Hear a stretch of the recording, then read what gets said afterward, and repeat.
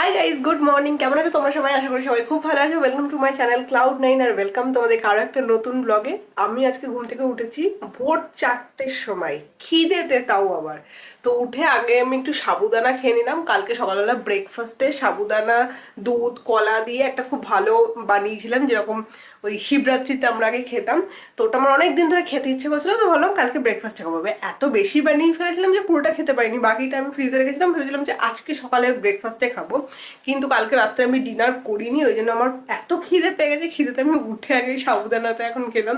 ঠান্ডা লেগে গেছে, কারণ হঠাৎ করে না কেমন গরম পড়ে গেছিলো। তো আমি খানিকক্ষণের জন্য ফ্যান চালিয়েছিলাম একদম কম, যেই ফ্যানটা চালালাম নাক থেকে জল বেরোতে স্টার্ট করলাম।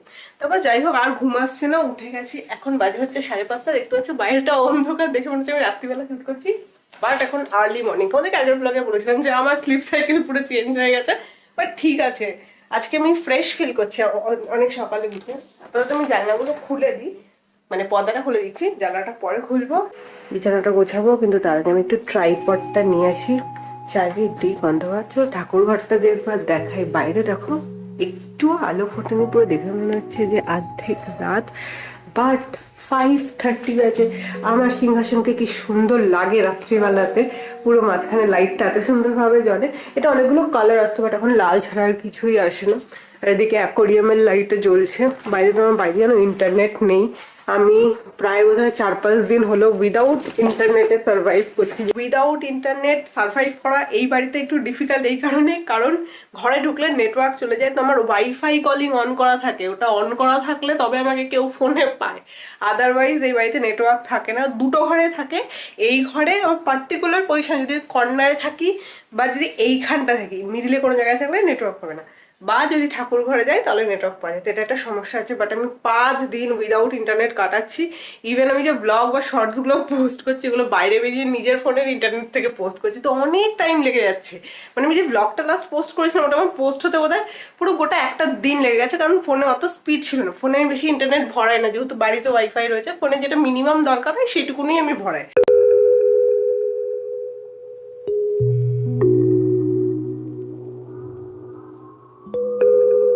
জানো, আমার হঠাৎ করে মনে পড়লো যে আমি আজকে ব্রাশ না করেই খাবার খেয়ে নিয়েছি। মানে অন্ধকার ছিল তো বুঝতেই পারিনি যে সকাল, মানে আমাদের ব্রাশ করার টেন্ডেন্সিতে কখন থাকে, যখন সকালে ঘুম থেকে উঠি চারিদিকে আলো থাকে তখন। তার আগে যখন কিছু আমরা খেতে যাই তখন আমাদের মনে হয় ও ব্রাশ করিনি। এত খিদে পেয়েছে, উঠে ফ্রিজ থেকে খাবার পাকে গপ গপ গপ গপ করে খেয়ে নিয়েছি। তখন যখন আমি ওয়াশরুমে গেলাম ফ্রেশ হতে, তখন মনে করলো এই বাবা, আমি তো ব্রাশই করিনি। যাই হোক, তাও ব্রাশ টাশ করে নিয়েছি, ফ্রেশ হয়ে গেছি। এখন আমি যাবো হচ্ছে একটু হাঁটতে। ভাবছি এত সকালে যখন উঠে গেছি, 4 পাকটা একটু হেঁটে আসি, ভালো লাগবে আমার। কি হেয়ার ফল হচ্ছে, বাপ রে বাপ, সারা ঘর চুলে চুল। সাত সকালে আমি একটু স্কিন কেয়ারও করছি। এটা পিম্পলসের ওপর খুব ভালো কাজ করে। এটা আমি প্রমোশনেই পেয়েছিলাম, বাট দারুণ। এটা যখন পেয়েছিলাম তখন আমি ইউজ করতাম না, বাট এটা আমি এখন ইউজ করে করে শেষ করে দিয়েছি। অলমোস্ট হাফের নিচে চলে এসছে।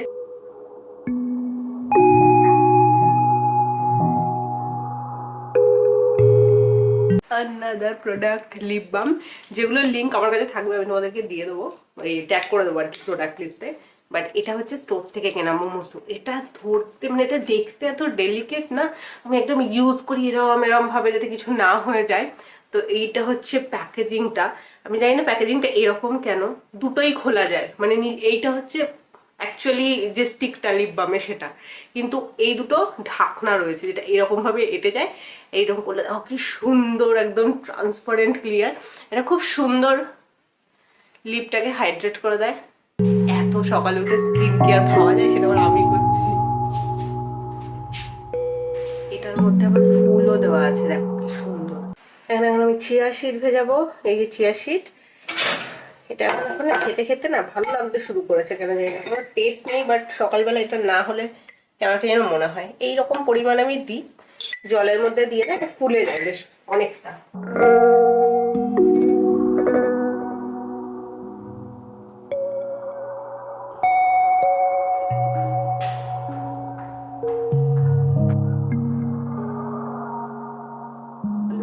দারুণ লাগছে। আমি একটু স্পিড হাঁটবো, মানে দৌড়ানোর থেকে একটু কম, কিন্তু হাঁটার থেকে একটু বেশি স্পিডে। আর কানে ইয়ারফোন গুঁজে নিয়েছি, এখনো চালাইনি। একদম ধামাকাদার গান চালাবো আর এরকম চক্কর মারবো 4-5 পাক। আমার রানিং ডান। অনেক দিন বাদে আমি এই পুকুর পাড়টাতে আসলাম, এত ভালো লাগছে। আর কুয়াশাও নেই, ক্লিয়ার মোটামুটি পুরো। খুব জোরে ঠান্ডা লেগে গেছে আমার, নাক দিয়ে জল গড়াচ্ছে এবার। হাঁটতে হাঁটতে এত গরম লেগে গেছে, সোয়েটার খুলে রেখে দিয়েছি। নর্মাল স্পিডেই হেঁটেছি, ওরকম যেরকম বলছিলাম কি একটু বেশি জোরে হাঁটবো ওরকম স্পিডেও হাঁটিনি, নর্মাল। বাট এতগুলো পাক দিয়েছি, হাফ অ্যান আওয়ার করলাম, 6টা থেকে স্টার্ট করেছি, এখন 6:30 বাজে। গরম লেগে গেছে তো I am feeling good, I am feeling fresh.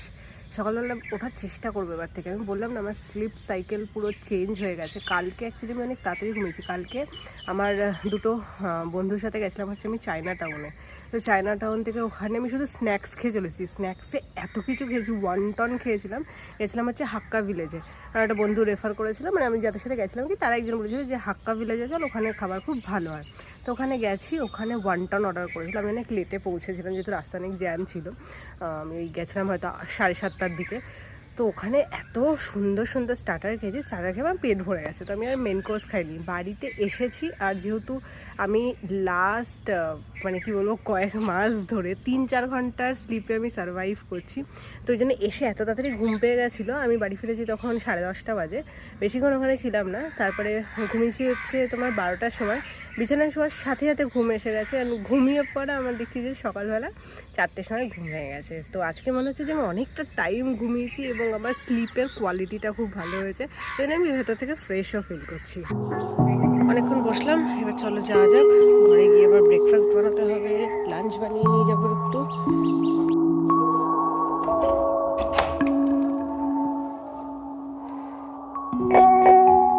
সাবু তো খেয়েছি উঠে 4:30টার সময়, বাট তাও আমার খিদে মেটেনি, এখন আরো খিদে পাচ্ছে। তো আমি ভাবলাম ব্রেকফাস্ট বানাবো। ডিম আছে, পাউরুটি এনে রেখেছিলাম, তো টোস্ট আর ডিমের পোচ, যেটা আমার ফেভারিট ব্রেকফাস্ট, সেটা করব। তার আগে চিয়া সিড দিয়ে এবার দিনটা শুরু করি।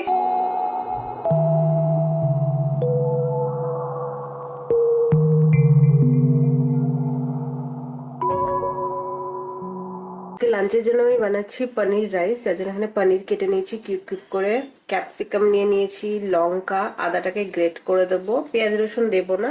আর এর মধ্যে ফুলকপি, আলু আর মটরশুঁটি নিয়েছি, বা কড়াইশুঁটি যেটাই বলতে হবে, ছোটো ছোটো করে কেটে নিয়েছি। আর এখানে আমার ভাত হচ্ছে।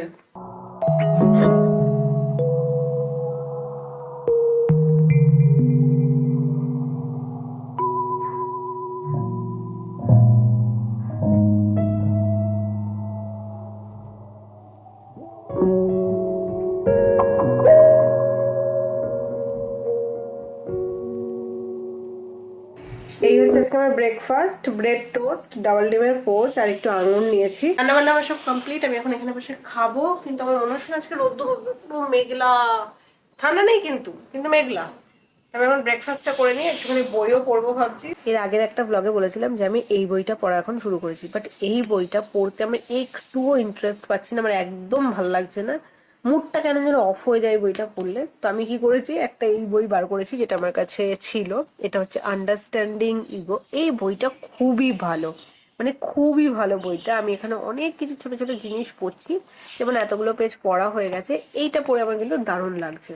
সো আমি বেসিক্যালি না সেলফ হেল্পের বই পড়তে ভালোবাসি, বাট আমি যখন ছোট ছিলাম তখন আমি রোম্যান্টিক গল্পের বই পড়তাম। প্রচুর প্রচুর বাংলা রোম্যান্টিক গল্পের বই পড়েছি। তার মধ্যে আমার ফেভারিট একটা রোম্যান্টিক গল্পের বইয়ের নাম হচ্ছে নহন্যতে। পরে বোধহয় এটার একটা সিরিজ না কিছু হয়তো বেরিয়েছিল, মৈত্রী দেবীর লেখা। ওটা আমাকে আমার বাংলা স্যার পড়তে দিয়েছিল, দারুণ বইটা ছিল।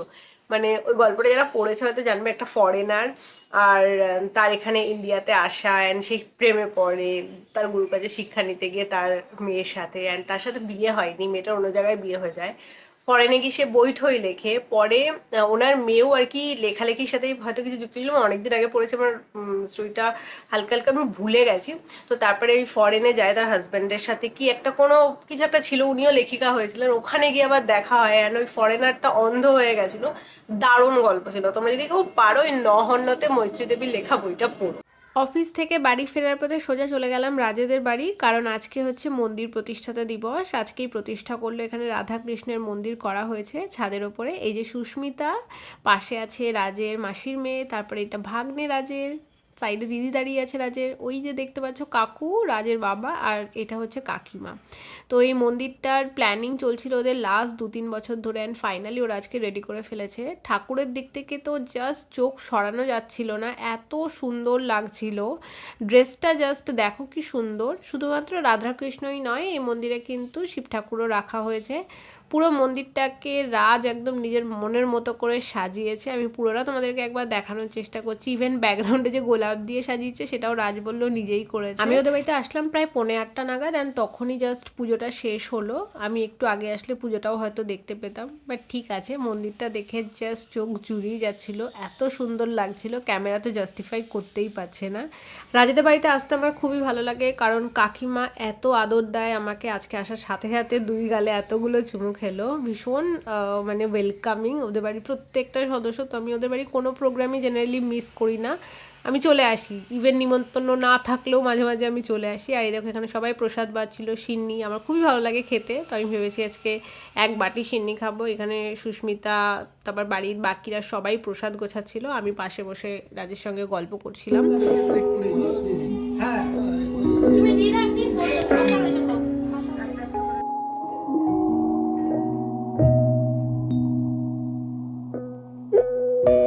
আমার মামার বাড়িতে যেরকম পাশাপাশি 2টো ছাদ, ওদের একটা ছাদের ওপরে আর একটা ছাদ। তো কাকিমা রাজ মিলে একটা টাইমে প্রচুর গার্ডেনিং করতো, আর আমাকে ফটো পাঠাতো, রাজ দেখ এই সবজি হয়েছে, বেগুন হয়েছে, শশা হয়েছে। তো এখন এই ছোটোখাটো শুধু ফুলের গাছগুলোই ওরা বোধহয় রেখেছে, আমি জানি না। সবজির গাছের কথা আমি আর জিজ্ঞাসা করিনি, বাট একটা টাইমে এই ছাদের ওপরে বড় বাগান ছিল। আর আজকে জানো তো এত সুন্দর হাওয়া দিচ্ছিল, এখানে ছাদে দাঁড়িয়ে আমি আর রাজ প্রায় 40-45 মিনিট মতো গল্প করলাম। তারপরে নিচে নেমে চলে গেলাম, কারণ আমার বাড়ি যেতে হবে আবার। আর যেহেতু আমার শরীরটা খুব একটা বেশি ভালো ছিল না, প্রচণ্ড ঠান্ডা লেগেছিলো, তার মধ্যে ঘুম হচ্ছিল না, সে একটা প্রবলেম তো রয়েছেই। বাড়ি গিয়ে আমি ভেবেছিলাম তাড়াতাড়ি ঘুমিয়ে পড়বো। তো এখানে খিচুড়ি রান্না করেছিল হচ্ছে সুস্মিতা, খিচুড়ি আর আলুর দম, যেটা কিনা খুবই টেস্টি হয়েছিল। এটা খেয়ে আমি বাড়ির জন্য বেরিয়ে পড়লাম। আর আজকে ভিডিওটা আমি এই পর্যন্তই করেছি। দেখা হচ্ছে তোমাদের সাথে কালকে একটা নতুন ব্লগ নিয়ে খুব তাড়াতাড়ি। ততক্ষণের জন্য তোমরা সবাই খুব ভালো থেকো, সুস্থ থেকো, সবাইকে ভালো রেখো। আমার ইনস্টাগ্রামের লিঙ্ক নিচে ডেসক্রিপশন বক্সে দেওয়া আছে, যারা এখনো পর্যন্ত চেক আউট করোনি অবশ্যই চেক আউট করে নিও। Thank you so much for watching, bye, I love you all, see you soon.